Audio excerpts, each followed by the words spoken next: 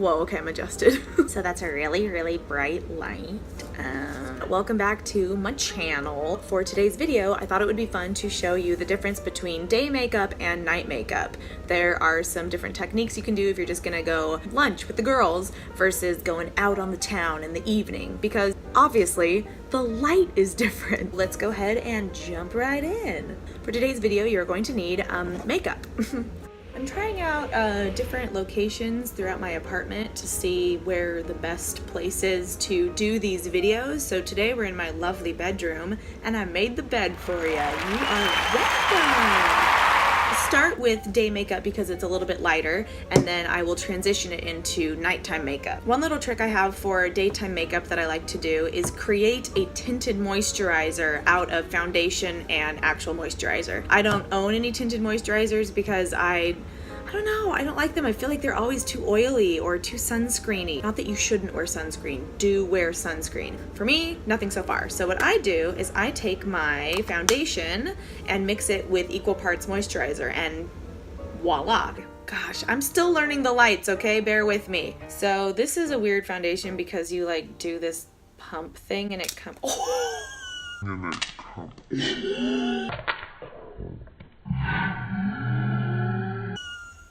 It didn't get on my bed somehow. Hold please. No! Just so you guys all know, a way to get makeup out of carpet or out of cloth is to use dish soap. Do not use makeup remover. Makeup remover has certain, I don't know what the science is, but I learned this from a wedding photographer once because the bride got mascara on her dress and I went in with a makeup wipe, and before I could do it, she was like, no makeup wipes, no makeup remover, only dish soap, because dish soap will get makeup out of fabric. Makeup wipes and remover is only for your face, and magically it worked. Apparently if I were to have used a makeup wipe remover, it would have smeared it everywhere. So magic. Foundation on the back of my hand, and I'm just gonna mix it with some moisturizer. Mix it around. And it creates my own tinted moisturizer. It's, you know, it makes my skin look a little nicer, but it's not completely full coverage. Let me just move this camera closer. You can still see a little bit of my own skin showing through, but it's still a nice color going on with my face. A light bit of concealer, just a couple dashes underneath my eyes. I'm just kind of pulling that concealer down around, blending it into the rest of my face. There's a little bit left over on my sponge, and so sometimes I like to just go over a couple areas just to really make sure I'm making use out of all my product. That's another reason I really like using sponges as opposed to brushes to apply my foundation, is because I can keep going back over my makeup and it kind of makes sure that there's no streaks or brush marks left over. I feel like it gives it a more skin-like finish, which isn't that what we want our faces to look like? Skin. For powder, I'm just doing a light dusting. Instead of baking my face, just a quick light dusting. I can now immediately go in with my bronzer. I'm not going to contour my face because that's a little more glam. I'm just gonna warm up my cheeks a little bit. I always wear highlighter no matter what. A lot of people might say, well, highlighter's more of an evening type of look, but I disagree. I think highlighter is for all of the time. I just feel like highlighter wakes up your face, and since it's daytime, that's what we want. This will look great in the sunlight. I'm not gonna do eyeshadow at all, but just taking another bronzer from Morphe on a fluffy brush, and I'm just warming up my eyes. This will just give my eyes a little bit more of an awake and healthy look to them. I'm gonna give my eyelashes a quick curl, and then mascara here is totally optional. I a lot of times don't wear mascara if I'm doing just a daytime makeup look because I was blessed with pretty thick eyelashes, but a lot of people do like to do just a quick little light layer of mascara, and that is perfect. Just in keeping with the fact that this is a makeup tutorial, I'll just throw on some mascara. A little my eyelashes but better action, you know? Got a couple of little bald spots happening on my brows. A little bit of pencil in there. And then I'm gonna finish off with a quick spritz. And since we're just going out during the daytime, for my lips, I'm just gonna throw on some lip gloss. So there we go, my daytime makeup is ready. I look done, but not glam. I'm back, and I'm in a new shirt to represent that it's now Nighttime. I'm gonna show you how I would take this daytime makeup and move it into the nighttime. So in this imaginary scenario, I am thinking that I had spent the whole day with my girlfriends or something, and then I have a date tonight. I could take all my makeup off and start over, but maybe I don't have enough time to do that, or maybe I'm too lazy to do that. So I'm gonna take what I already have on my face and transition it into a more evening look. The first trick I have for you is to take a dry sponge of any type and dab all over your face. This isn't gonna take off any product. This is just going to soak up some oils that may have formed over the course of the day. If anything has maybe rubbed off a little bit, like maybe your under eyes are starting to show through, definitely take just the tiniest bit more concealer, put it on, and with a damp sponge, blend it in. And that'll help blend it smoothly back into the makeup you already have. The same concept will work for foundation. If there's maybe a zit that started to show through, or maybe a patch got rubbed off when you hugged somebody, you can throw on a little bit more foundation, and then with that damp blender, stipple it back into your skin, and it will melt seamlessly into the product that you had during the day. Yes, looking full coverage and fabulous again. Now to get ready to add some more powders, I'm gonna take a fluffy brush and some translucent setting powder, and I'm gonna do a quick dust over the top of my face. This will act as kind of a blank canvas effect to add more bronzer, because we can go a little bit more dramatic since it's gonna be dark outside. You would also have the option to bake right now. I don't think that it's necessary. You don't want to load up too much product so that you look cakey, but it's an option. And I'm gonna do a little bit of contouring. Make your little fish face, and that will show you where you want your contour to go. Using really light brush strokes and kind of circular and swiping motions, fill in the creases that your face makes when you put your lips together like that. And then also do a little bit of bronzer on your jawline, a little bit up in your hairline, on your temples. This is all creating a contoured face so that the highlighted points shine through the most. And there, look at that. I already look a little bit more glam and dramatic. How fabulous. I wanna make my brows look a little bit more dramatic for this evening look as well. So I'm gonna take a black brow pencil, or whatever pencil would match your eyebrows. And I'm just gonna start on the bottom of the eyebrows I've already drawn. Just kind of make some sharper lines so that they're a little bit more defined. Sharper and darker eyebrow. And then when I'm done outlining it like that, I'll take an eyebrow gel and comb through those hairs as well, just to give it that extra oomph. See the difference in those brows? My evening brow versus my day brow. Evening brow, day brow. Now I'm gonna go for some evening highlighter. I already had a little bit of highlighter going for the daytime, which is great, but it's really just not enough. You can get away with a lot more highlighter at nighttime because there's no sunlight beaming down on you. And then of course, my favorite thing to add is a little bit of glitter right in the center of my highlight. Just a touch. Just a touch. I feel like it looks really intense with this ring light when my camera's far away, so here it is a little more up close so you can see it's not completely insane. I just realized that I've had my shirt on backwards this entire time. I guess RIP my street cred. Okay, I'm back, and my shirt is on the right way. Oh! I was looking for the dish soap! I was using it to clean the carpet. You'll be in my video.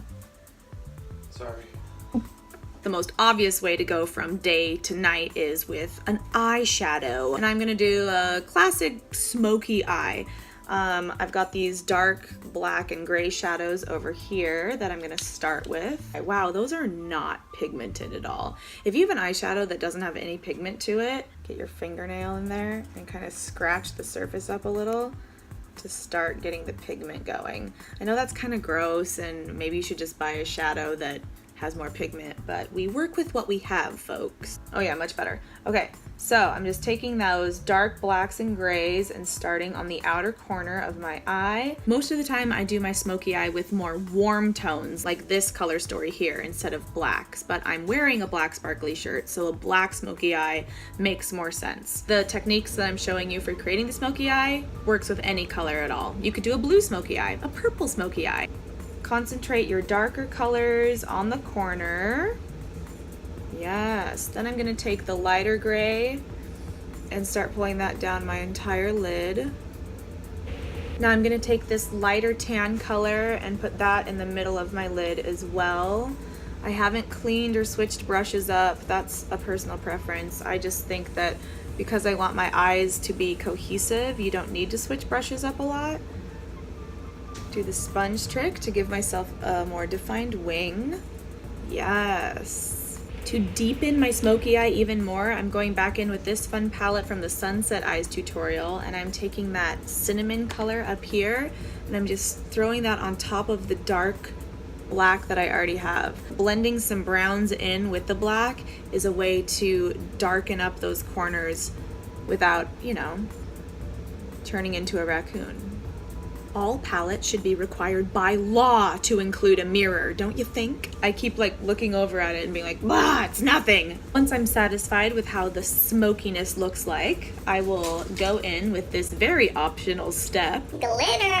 I'm just gonna load a bunch up on my finger, pop this right in the center of my eye. Putting glitter and shine right in the middle of your eye and not the entire eyelid is called a halo eye because it is like a halo. I just feel like it takes this smoky eye look to the complete next level. And then what's left on my finger, I'll throw in the inner corner for an extra pop of shine. This look definitely calls for some eyeliner. I'm a liquid liner person. I know a lot of people prefer pencils because you have more control over it. I honestly feel like I have way more control over a liquid liner because with a pencil, there's smudging and you have to like hold your eyelid and everything. So let me show you my way of doing a winged eyeliner. So I always start in the middle of my eye, go in with it. I try to get the eyeliner on there just so I have something to work with. Then once I have that first line on, doesn't look perfect obviously, but once I have the first line on, then I go to the corner over here and pull up where I want the bottom of the wing to be. Then I take what I've already drawn up here and connect. I created just an outline and then I can just color it in with eyeliner. Color in that little outline that I made for myself. Yes, looks good. Now, once that's all filled in, I can go back and add a little bit more eyeliner towards the corner, the inner corner of my eye. I like it to be the thinnest in the inner corner of my eye, the thickest in the middle of my eyelid, and then gets thin again as it wings out. Thin, thick, thin, like a hill. Or a wing, I suppose. A smoky eye is not complete without smoking out the bottom lash line. So here's my trick for tight lining your eyes. Take a Q-tip and dab along your waterline. It's easier to apply eyeliner on a dry waterline. It's not going to be completely dry, obviously, because your eyes create moisture, blah, blah, blah. And then for the waterline, I would not suggest doing a liquid eyeliner. For that one, I would suggest doing a pencil. Ooh, yes. Whoa, that makes such a difference. I mean, look at this eye compared to that eye. It's pretty crazy. Then taking a little bit more of that black eyeshadow, bring your smoked out edge down onto your bottom lash line. I'm not getting rid of the wing, I'm just kind of smudging it together. I feel like it's like a little more edgy of a look. Take a little bit of a highlighter and go right underneath the edge of your brow. Yeah, that looks cool. People used to say that you couldn't mix a dramatic eye with a bold lip, and that is absolute crap. You can do whatever you want. I got a little bit messy. Taking my Q-tip here, cleaning up the edges. And one last little extra step for the lips. I'm taking that Diamond Bomb from Fenty, popping it in the middle. This gives the illusion of plump, full lips, even with a lipstick on top. I completely forgot to add one more layer of mascara. Now, putting mascara on top of mascara that's already dried is tough. It usually doesn't work. But luckily, this mascara is cooperating with me. There we go. No look is complete without a finishing setting spray, of course, just to make sure all of that hard work stays for the entire night. I hope you enjoyed watching me take my look from daytime to evening, and now that I'm all dolled up, I guess I should text some people and see who wants to go out with me. Or maybe I'll just be fancy at home with a glass of wine and some dinner. Who knows? Thank you for watching my video, and I will see you on the next one.